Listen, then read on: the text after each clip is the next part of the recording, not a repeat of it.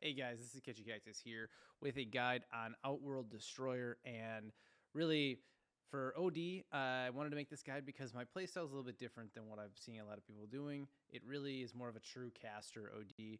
Sometimes they do spice in the Witchblade, maybe even a Hurricane Pike, but generally speaking, it's more along the Aether Lens and the Ognims into like an Octarine Core building 3 Nulltels. But we'll kind of jump into some specifics.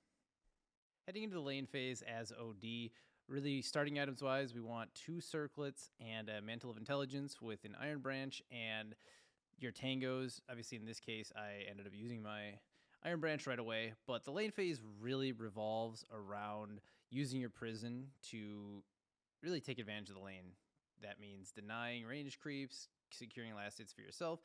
The last hits you're really going to be securing with your Q, which is your Arcane Orb, and you're going to want to level that generally first. The only time I really get prison first is if I am going to be trying to secure a First Blood with it or something like that. But generally speaking, that Arcane Orb is going to be huge. And the second level, probably want to put in Essence Flux unless you really need the prison for some reason, like maybe against a Primal Beast or something like that. But generally speaking, Essence Flux is going to allow you to continuously build up your mana, which if you don't have mana, your Arcane Orb is going to do very little damage. It's going to make it very hard to secure last hits with, and that's very important. Once you have a point in your Q and your E, you're going to want to max out your prison. And the prison, once you get multiple levels in it, it starts to really get more and more impactful. One level doesn't do too much. The duration's really short, and the cooldown's really long. It doesn't do much damage, etc.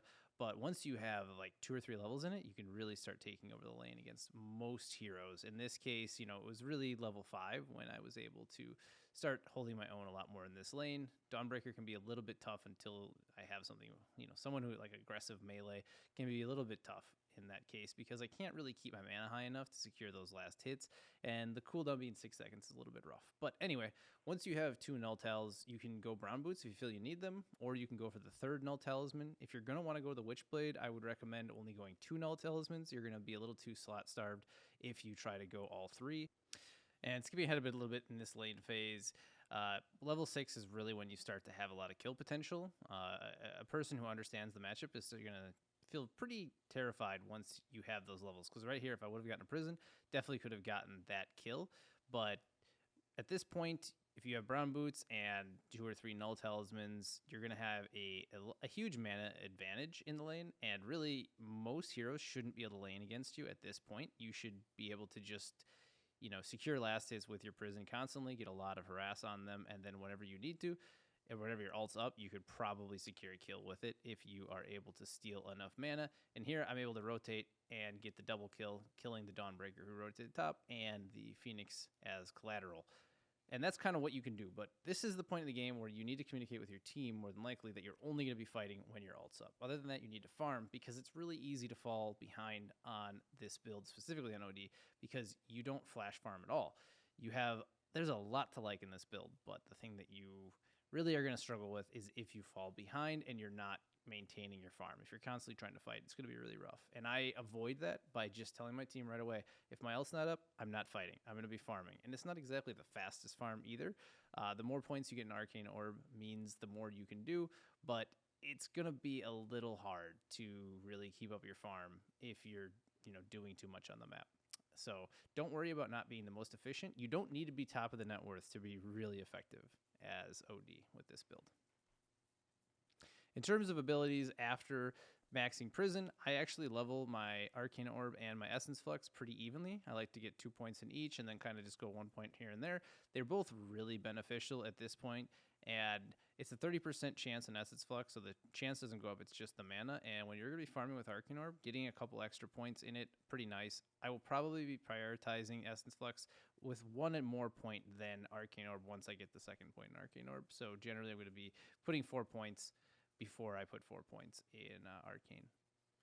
And here, we're going to show off the Aether Lens. As you can see, the cast range is so ridiculous on this. The catch early on can really catch people off guard. Here I'm able to set up the Witch Doctor to get off that cask and then able to just drop the hammer. Really just able to do so much damage at this point in the game with it, and it catches a lot of people off guard, especially when you can do it through the prison. And to understand kind of where this damage comes from, you have to understand how these 2 spells interact. So every time we do an Astral Imprisonment, we are taking 22% of their maximum mana and giving it to ourselves. So not only is that giving us mana, it's also reducing their mana, because Sanity's Eclipse basically takes 40% of the difference in mana as damage. So if there's, for instance, a 1000 mana difference, that's going to do 400 damage. When you get to the late game portions and you're stealing tons and tons of mana, you can get to the point where you have maybe like 4,000 mana differences. And then, we're talking about really, really insane amounts of damage at that point, especially when you get the 20 talent, which gives you an extra 15% multiplier.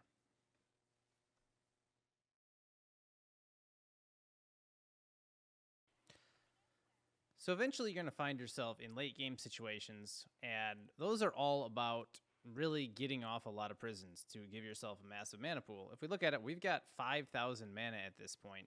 And when you look at someone like this Weaver, well, this Weaver's got 350. If we were to alt right now doing 55%, we would be talking about a differential of almost 5,000 mana. We're doing nearly 3,000 damage to that Weaver. And as we continue to grow this mana pool, as you see, we've stolen over 1,000. We've got 5,000 mana here. And you're allowed to do things like that. When you've got that much mana, you can just wipe out a team. You don't even need a refresher. You don't need 2 ults. You just need 1.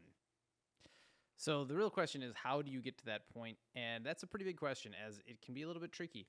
As I mentioned before, you don't really have any flash farm potential. So if you fall too far behind, it can start to be a little bit rough. I would really recommend reiterating that to your team that, hey, my ults, if your ult's not up, that I'm not going to be able to fight. I just got to farm, even if it's slow farm. You don't need anything too crazy. You don't have to be top net worth in the game to have really huge impact. You just need to be somewhere in the ballpark where you're not getting massively outscaled. So, doing that, trying to pick up items as needed. If you need a BKB, maybe sell off one of those null tiles, realizing you need that. If you need a blink dagger, there's certain game specific items that you may need, but really the Ognims building after the Aether Lens into the Octarine, those are huge items, and maybe you can even say, I'm not going to finish the Octarine right away. I'm going to go more for the BKB. Definitely something I've done plenty of times as the game called for it, but realistically, just feel it out.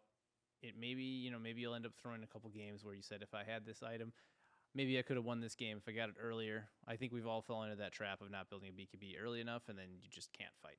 So seeing that coming can be a really big deal. But realistically, you're always going to be trying to get prisons. Set up your teammates and kind of communicate with them. I generally, in my games, will tell my teammates, hey guys, I'm always going to lead with prison. I have a huge cast range on it, so just be ready to follow up the prisons. Don't throw out your stuns or whatever first, because the prison's going to be coming first and they'll probably get wasted. Or don't throw out a huge amount of damage early, wait for the prison, etc. Understanding your timing windows is really important on OD, as we're going to be looking to hit that 25-minute window and really do a lot of work with these 3 null talismans, even if you build only 2, if you're going like the Witchblade or something like that. But the huge mana differential we'll get is going to really pay dividends, and allowing you to just dish out these huge ultimates. But in this particular situation, I get too far forward and I end up getting punished pretty hard. I do get the ult off, but it's not enough. And that's a lesson to definitely be learned. You really want to try to stay as far back as possible and use your prison to, either be on offense, or in this case, I save the axe. He's able to still move because they have the shard. He gets himself into a good spot. We end up punishing the Terrorblade and the Phoenix. And that's something you should really be trying to do as much as possible, is protect your teammates, get enemies out of position. When you have the 2 prisons, you can be a lot more liberal with them. You can be throwing them out offensively and still have them left for defense. So that comes really handy when you're trying to high ground or something like that. If your position 1 is just going up there and hitting towers, they know that you can prison them if they get in too tough of a spot. Itemization after you have your Ognims, your Octarine, your 3 null tals, and probably like travels or something like that, is really just luxury items. It's dependent on the game. Could be BKBs. Sometimes I go Blink. Sometimes I go a Sheepstick, Shivas, really whatever the game calls for. But ultimately, more int, more mana, the better. So always kind of consider that. But, you don't need too much, honestly, to get a lot done with this build. In terms of talents, really, most of the time, it's always going to be the same for me. I actually skip all talents. I skip the level 10 talent until I'm level 15. That's when I pick up my first talent at the 100 Astral Imprisonment cast range. That is a massive talent. It is so strong. That, combined with the Aether Lens, gives us just super long-range prisons, allows us to stay really far back. The attack speed, that is really game dependent, whether I go 200 health or 20 attack speed. Generally, I will actually probably prioritize health more, but sometimes I feel like I need a little bit of extra right click on the Arcane Orb, so I'll go that. Then at 20, you're always going to go that Sanity's Eclipse multiplier. That is a massive, massive talent, and I will pretty much always be picking that one up as it really makes our alt do.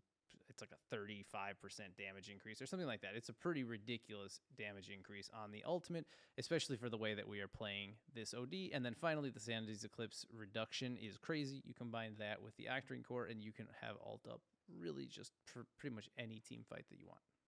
Overall, that's pretty much everything I wanted to go over. This is meant to be kind of more of a simpler guide. I may be posting something with some more in-depth mechanics, but I didn't want to go too long on this one as it's already a little longer than I wanted it to be. But that's pretty much it. So please, if you have any thoughts or anything, please throw them in the comments. I really appreciate it. And I hope to see you guys rocking the OD. I'm surprised this kind of playstyle isn't getting a little more love.